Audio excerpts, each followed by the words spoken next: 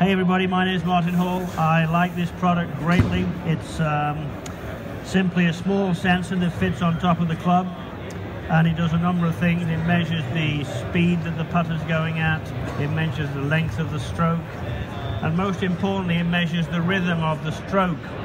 So I'm going to talk a lot to you on this one with the specificity, if that's the right word.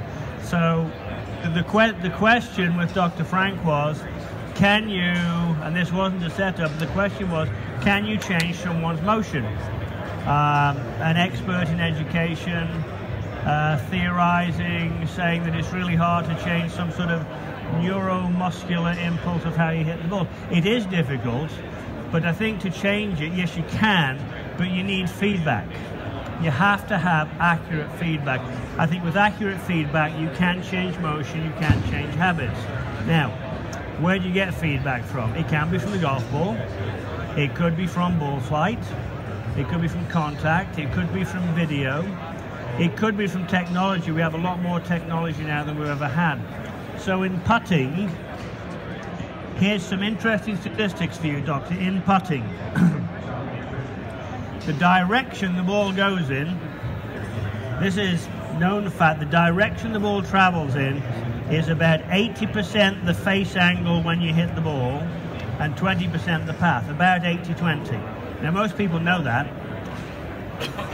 but the distance the ball goes is about the pace of the stroke, and so if the face is 4 times more important than the path being, do you swing straight back, do you swing on an arc, the face is 4 times more important than the path, but the pace, the rhythm you swing the putter at, all the research says that's 4 times more important than the face. So the pace you swing the putter at is 16 times more important than the direction you move the putter in. Now what do most people do? They work on how they swing the putter. Should I go straight back, straight through? Should I swing on an arc? Should I keep the putter low to the ground? And many of the training aids would have 2 sticks on the ground, and people work on the direction you move the putter in. That's the easiest thing to work on and the least effective thing to work on, which is basically means you're just wasting your time. And if you did that, no, you're not going to get better. So probably the single most important thing for putting is to have good rhythm. Now, if you didn't have this sort of technology, there's no way you could measure rhythm. Some people say it's like a metronome. No, it's not really. So let me just hit one here, and perhaps you could have a look at the numbers on this app. I'm just going to hit one, try and do a decent job. Now that stroke there, my backstroke took 0.55 milliseconds, my forward stroke was 0.35, my rhythm was 1.6. That is fairly flawed. It's not flawed with too much of a hit, it's actually flawed with not enough of a hit. We have enough information here to know that the best putters are very similar with the numbers they would report from this machine, this computer, very similar. In fact, Brad Faxon, who's one of our ambassadors, when he first started using it, the inventor of it thought, son of a gun, it's broken just when I needed it most. It wasn't broken, he was so good, the numbers were exactly the same. It was 0.58, 0.31, 1.9 something. Putt after putt after putt. And so what you find with the best putters, Frank, is they have a great rhythm to the stroke, but it isn't just that it's a 2-to-1 ratio, because you can go back very slowly and come in, yeah, just a bit quicker. It isn't that. The length of time you take for the backswing needs to be about 0.6 seconds. And if we had a putting green that went all the way to that net there, it wouldn't matter if the putt I was hitting was 3 feet, 33 feet, 133 feet.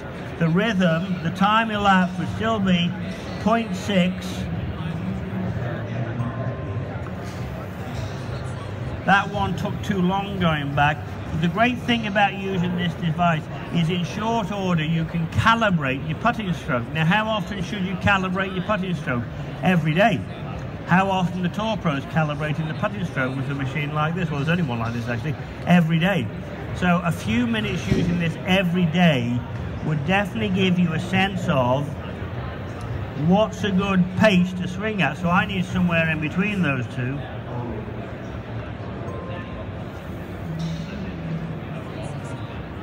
Not bad. Typically my forward swing is too slow. I'm going to hit one more and try and come in a bit faster. So that would be a stroke that's decelerating. I hear a lot of people say I decelerate when I putt. Really hard to measure. I don't see many people who do that. That would be probably too slow coming into the ball.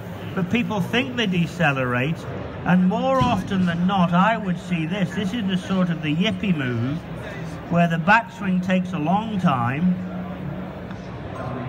and the forward swing is a bit twitchy. When this number here gets over 3, that is warning, warning, danger, danger, heart attack just round the corner. Horrible to be, all red lines, terrible. So it's about calibrating your stroke. Now, there's a lot of other metrics you can look at. Some may be too confusing, but for the most part, I use it for backstroke time. You can look at the length of the backstroke if you choose to, but the one I would use it for more than anything is the timing of the backstroke and the timing of the downswing and getting that to 2.0. Should it be a wristy stroke or an arm stroke? I don't think it really matters. Should you keep the putter head low to the ground or not? I don't think it matters. I do know, there's no doubt in my mind, and there's no doubt in the research, you know, you've been in the field of research obviously, so there's no doubt in the field of research that the correct feedback, let's see what I can do now, concentrate here Martin.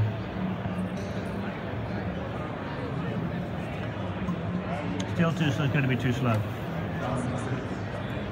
So my stroke, I need to work on actually speeding up my downstroke. I'll just hit this one a little bit harder, speeding up my downstroke. That should be a little bit better. That one will be fairly good. 0.61, 0.28. Now, that took me 4 or 5 strokes to get there, but you'll get a feel for it, and you'll get it in 4 or 5 strokes. How's your putting? I agree with you. I just got No, how's your putting? not as good as it could be. Would you like to try it? I bought one. I'll let someone else know. Oh, someone's got to try it. Scotty Dog. Come on, let's see you try it. Let's see what we've got.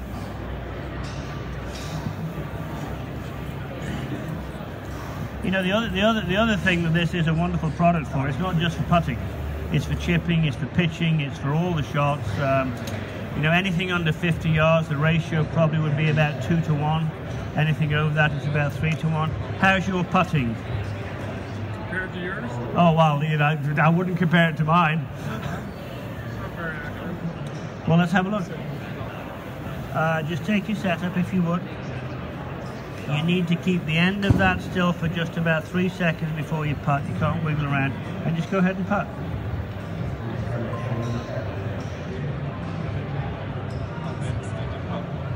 Now, those of you who can see that, I could see that. It wasn't that his backstroke was probably took a bit too long. It doesn't mean it was too long. It's not too many inches long. It's too many milliseconds. Not by much, but that's why the if you like, the tempo, the rhythm number is 2.2. Not bad, but what I would do with you is tell you to change the count. Now, to change that rhythm, keep your hands on the putter if you would. To change that rhythm, I would tell you to have a count. 1001. 1001. So when you putt, I'd want you saying to yourself, 1001. And let's see what that does. Not out loud, you don't have to say it out loud, he'd be laughing at you, he would. But you just say 1001 to yourself as you putt. Get the ball where you want. Keep the end still now. 1001. 1001.